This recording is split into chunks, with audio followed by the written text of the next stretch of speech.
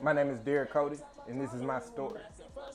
So we understand you had a situation in Clayton County Jail. So how did you even end up in Clayton County Jail, and what for? What was your charges?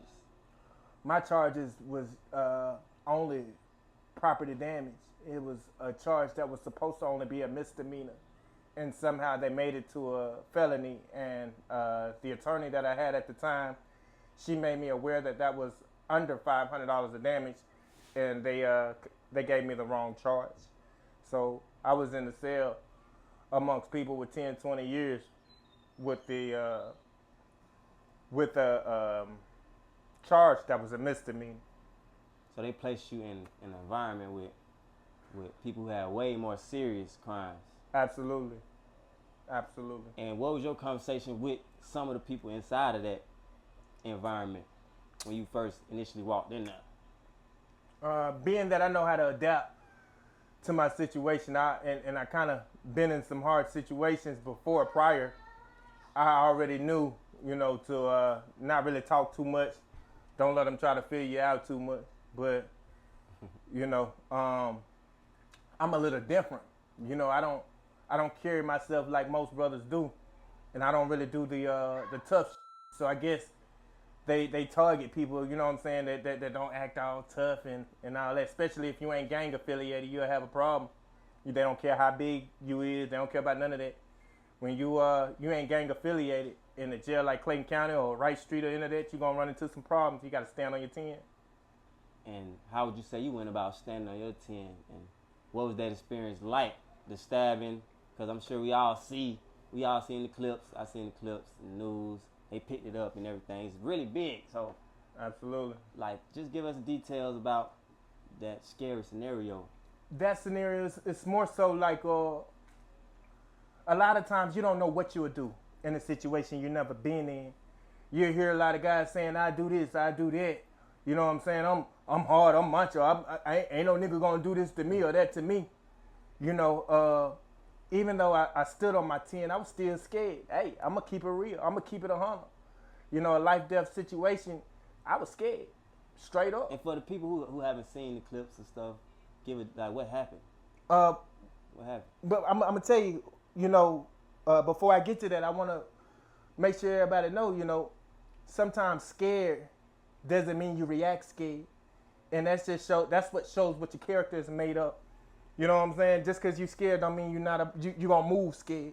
A lot of times in a life and death situation, you're going to move probably opposite from how you think you would because your adrenaline is pumping. Yeah. And you only thing you're thinking about is trying to live and survive it. So a lot of time when you're scared, you're not going to react scared. You're going to do what you got to do to get about the situation you in. Right. But what was that question you asked? Just for the people who haven't seen the clips, and they'll see it soon because I feel like it's going to get bigger and bigger, but for the people that haven't seen it, what happened with the stabbing and Clayton County Jail and them, you being in your room, because I saw the whole thing, but I saw you coming out the room. I didn't see what was going on inside that room.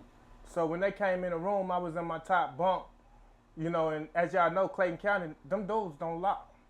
So they open. Them doors, they open. Open door. They can come in there and do whatever. While you sleep. You know what I'm saying? While you sleep. So when I was in the holding tank, they pretty much already let you know, man, orientation, go ahead and get your shanks ready. Because it's going down when you get to that floor, depending on what part you go to, it's going down. Get your shanks ready. But I didn't get no shanks, because it's a shot at 22. You mess around and be the victim, but you got a shank on you, you still going to catch your charge for having one. So my situation was the good Lord, I didn't have no weapon on me, but I knew what time it was. And when I got in a holding cell, I already knew, look, I could die in here. So every time I get on the phone with my kids, I talk to them, I tell them I love them, and talk to them every night while I'm in there, because you don't know what could happen. And I know what kind of person I am. I can't allow myself, what the hell I look like telling my family to send some money. I need money. I'm going to call for some money for myself, man. So the room, inside the room, give us step by step. Inside you the in your room chilling, they just walk in your room. Inside the room, they told me lockdown. They said lockdown. You know what I'm saying? I'm like, what the hell? Somebody must have did something stupid up there. So when he said lockdown and I seen two niggas come in there with shanks, set me up. So in a situation like that, you got to think fast and you got to think smart. You know what I'm saying? So I had to maneuver my way out of it. I hear them questioning the guys, asking them, hey man, what y'all gonna do on this cash up? And my cellmates, they go down. They turn into they felt threatened. And I already knew where it was going. Once they started reacting the way they reacted, I already knew I had to do something. I ain't have a choice. So how many guys pressed you inside the room? Two of them had shanks. 2 guys had shanks, and 2 other guys, they may have bullied them into having them go against me and set me up. And what I did was reacted quick, because if I stay in there, I'm going to die. So what's the chances if I go ahead and try to survive it? Push one guy out the way, got myself up out that situation. And then when I walked to the stairs, you had about 4 guys surrounded by the door. It was about a group of guys, 4 or 5 guys grouped up by the window. And they told me, if you knock on that door, you bang on that door, we're going to stab you. We're going to stab you every time you bang on that door. Yeah, what's the chances? I'm trying to make it out. I want to go home. So either I do what they asked me to do, go back to that cell, end up dying anyway, or I go ahead and take my chance and keep banging on that door while I'm constantly getting stabbed. And finally make it up out of there. And I seen like in the comments of some of the videos and some of the coverage that some people trying to say you a thug and that you kind of deserve to be in that environment. They don't even know your background. They don't even know how hard your dad worked to keep you out of the streets and all that. One thing about my background, man, I tried to escape being in certain environments to the best of my ability from 18 years old. My godmother took me in my 12th grade year because it was getting rough. I was finding myself in trouble. My family, my household was kind of shaking a little bit and divided. So she allowed me an opportunity to go to a suburban neighborhood, a really good suburban neighborhood where I ended up graduating high school. You know, from there I went to the military. From the military I came home. I became a truck driver. I also managed a hotel in Atlanta, Georgia, off Hammond Drive. Did a night auditing where I was seen on CNN and Steve Harvey's show for helping a guy that had a massive heart attack prior to coming there. And I walked 4 miles during the ice storm to go pick up his medicine, walked 4 miles back and continued to run the hotel and help people out that was there. And it ended up going viral. After that, I went to Atlanta Tech. Airplane technician, but you know, all of those things that I've done, you know, as soon as you go to jail, they label you off the rip. Yeah. You know, a lot of times I be honest about it. You know, I can't play victim. I did something wrong to get there. Right. But do I think that what I did was worth what I faced in having a bogus charge that's not even the charge I was supposed to have? Absolutely not. And that's why Clayton County is going to have to pay for it. My lawyer, that's a lot of the famous entertainers' lawyers. God looked out for me hard with the attorney I had. And I saw, like, when I had questions of when you was at that door, you hitting the door, and every time you hit the door, I seen two brothers, 2 niggas stab you. Right. You know what I'm saying? So, was you trying to get the guard attention to open that door and get me up out of there? Was they ignoring you? I was right in front of them. How hard so was it to get their attention? I was right in front of them, so apparently they was ignoring my ass. Hell yeah. So when he finally opened the door and let me out, I didn't realize I still had a piece of metal still in my arm. I had a piece of metal, like they said in the news, still in my arm after they let me out. So my adrenaline pumping. So I'm still kind of popping my like, you know what I'm saying? Like I'm shocked I survived it, but for some reason my adrenaline was pumping. I was still popping shit, and I let know all y'all. It take 5, 6, 7, 8 to click up on one, and I didn't even hit the ground. You know what I'm saying? I don't know thugs, just on some man shit.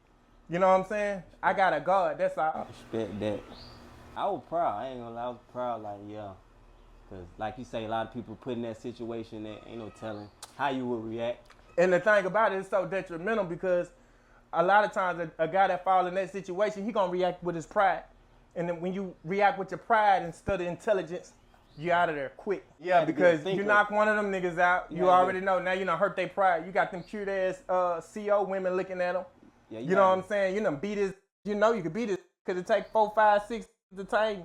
You know what I'm saying? So it's like, once you hurt their pride, you're going to die about that. Especially if they're going up the road 20 years. You had to think. Absolutely. Not play tough or try to be tough, but I'm trying to survive. I'm trying to go home. Yep, it was rough, man. You know, Clayton County is a monster, man.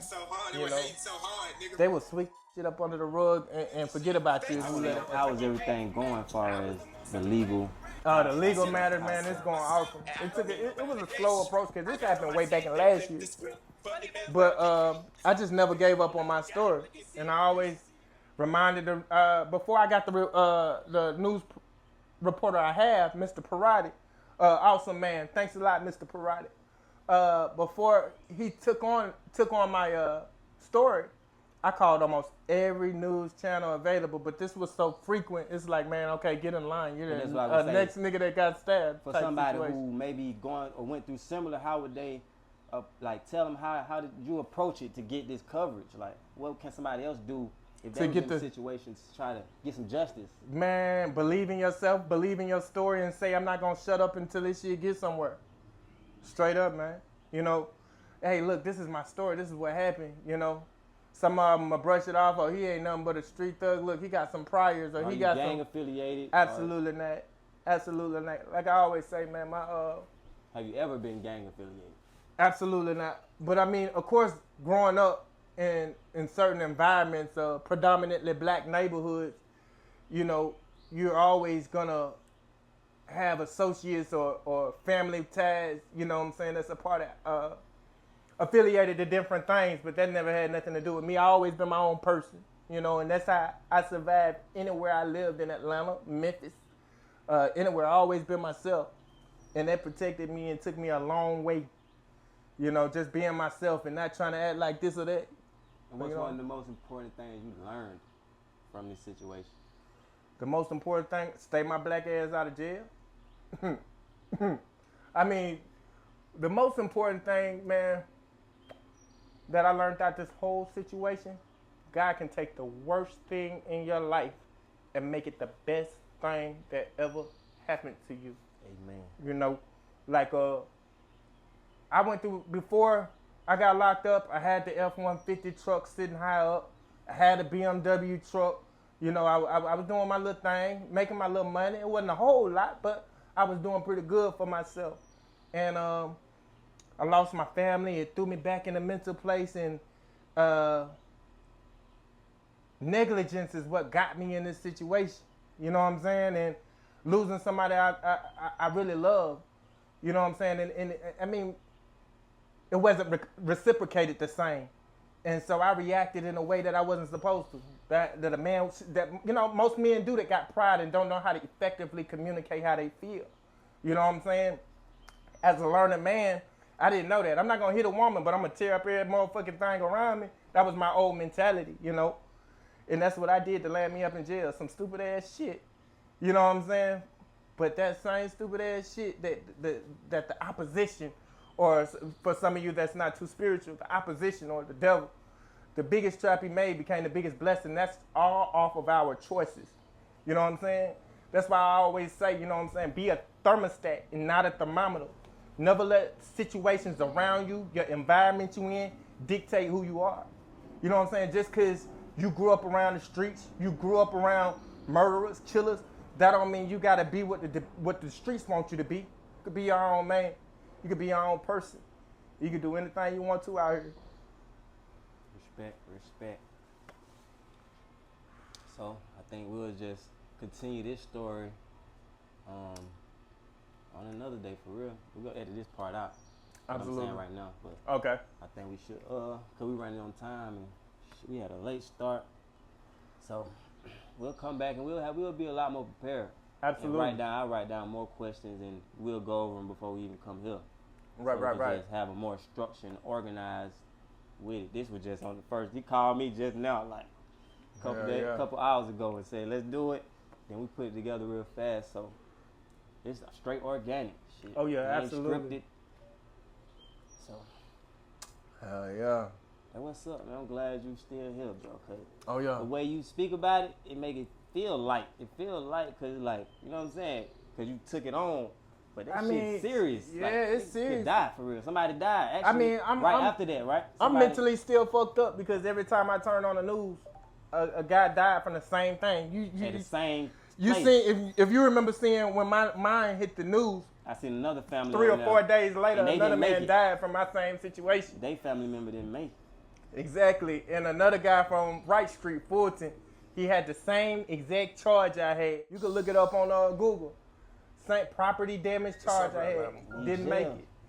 You know, and my thing is, no sir, I'm not better than nobody. I felt like I had to I'm not more superior, I'm not more chosen, I'm not more, none of that shit, man.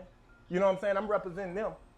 And I'm going to cry with them families. I'm a thug with them families. I'm going to struggle with them families. You know what I'm saying? Because that could have been me. You know what I'm saying? I feel like it's my job now to do what I can and motivate the youth to be your own person. Because the only thing that happens a lot of times when these guys get affiliated with certain gangs. Now, I'm not approving, but I'm not disapproving. I'm not saying, you know what I'm saying, don't stand for something you believe in. If you got an organization you with and y'all about development and raising the community to do the right thing, I ain't against it at all. But if you following something that doesn't have a purpose, or you following something that doesn't have a vision, a man without a vision shall perish. That's what it say in the word, you know. So if you following a group of niggas that ain't, you know what I'm saying, doing nothing positive, just destructive, what do you think is going to happen in your life? You're going to fail. Exactly. So, like I say, man, I'm not against organizations. Just make sure that it has a cost. It has a reason, a purpose. You know what I'm saying? Something greater come up out of a victory come up out of it. Don't just join some shit just to be protected, because you join some shit to be protected. When it's your turn to do some shit, you better do it, or if you don't do it, you ain't protected no more. And that's how it really go. You know, I mean, behind them walls, that's how it go. You know, tell them niggas you're not gonna get down, you know what I'm saying, but you just ask them niggas to protect you. You're gonna be the one poked up. You know, so it's like, if it ain't positivity, if it ain't fruitful, you know what I'm saying, if it ain't something that can build you and your family up, it ain't worth it. You here to speak about it, man, so let's try to, you know, help the youth, help people not go through this same thing. And the ones who do, it is a way you can get some justice. Yeah, it definitely is. My thing is keep God pay first. For this shit. Absolutely, make them pay for it. Because, I mean, the worst thing you can do is say, okay, let me go ahead and do it the nigga way, in Southern vernacular terms. Let me go ahead and do it the nigga way and get your get back, whatever. And when you do it that way, ain't no justice for you. And you're going straight back to the pen with them niggas again. You know what I'm saying? So if you see a way where I could handle this more political and it can be fruitful for me, do it that way. Get your justice the whole other way and come up off the motherfuckers. You know what I'm saying? And have what you need to protect yourself, you know, when you gotta protect yourself. Yep. That's how I feel about it. So yeah, before we wrap it up, anything, like any message you want to tell people, last words?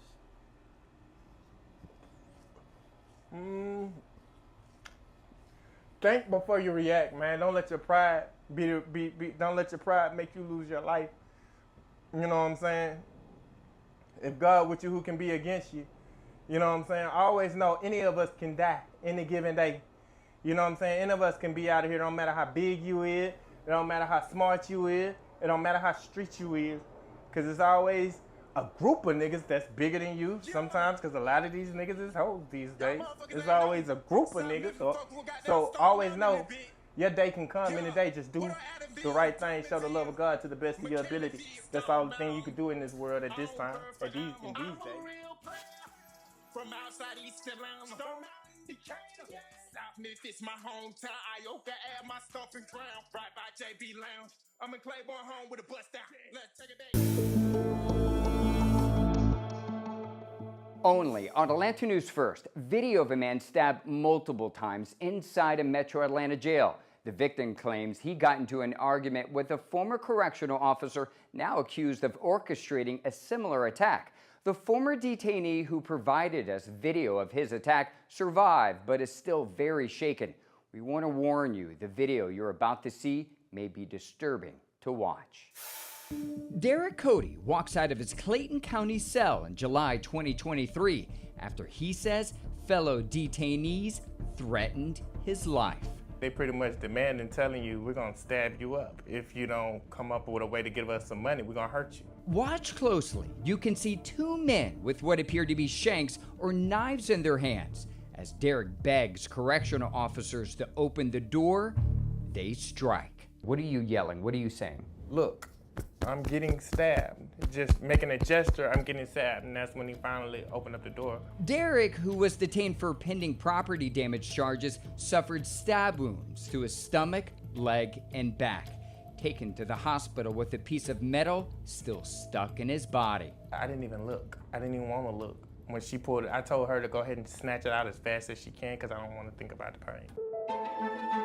The day before the attack, Derrick says he got into an argument with a correctional officer about using the phone.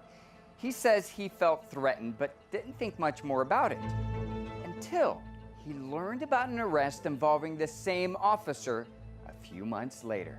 He's former officer Jalen Clausell. This past November, the sheriff's office arrested him for allegedly helping multiple inmates assault a detainee. It's not the first time a Clayton County jailer has been accused of planning an attack. Shocking allegations involving a former Clayton County Corrections officer. John Hollenshed is accused of planning and orchestrating a, quote, vicious attack on an inmate in his custody that he was sworn to protect. The sheriff's office arrested at least 2 other jail employees for theft, once in May 2023. According to the sheriff, Dixon used her position to steal from inmates. Another officer arrested 2 weeks before Derrick's attack. A 5th Sheriff's Office employee has now been arrested in what officials say was an operation to defraud inmates. Yeah, I'd be lying if I said I was surprised. Thomas Reynolds is Derrick's attorney and plans to file a lawsuit against the sheriff's office soon. Why is the sheriff's office liable for what happened to Derrick? When you see an inmate crying for help, screaming for help, banging on the window for your attention and your assistance and your help because their life is in danger, you've got a duty to respond to that. We showed the video to Devin Franklin with the Southern Center for Human Rights. I'm angered. He's not being protected. The attorney for the civil rights organization says Derrick's attack illustrates the consequences of Georgia's extraordinary incarceration rates. According to the Prison Policy Initiative, Georgia locks up 968 per 100,000 people. Take a look. That's not only the highest in the U.S., it's a higher percentage of people behind bars than any free democratic country on earth. Nearly half of them in local jails. These are innocent people. Whether they will later be determined to be guilty is a fact that is irrelevant to whether those who are in charge of their safekeeping are upholding their constitutional duties to keep them safe. Yeah, it's kind of troubling remembering and coming back here. A sheriff's office responsible for protecting those in its custody, accused of failing to do its job. It's like, who's gonna protect you? The guards can't protect you. When you step into Clayton County Jail, you already had to have the mindset, I can die in here.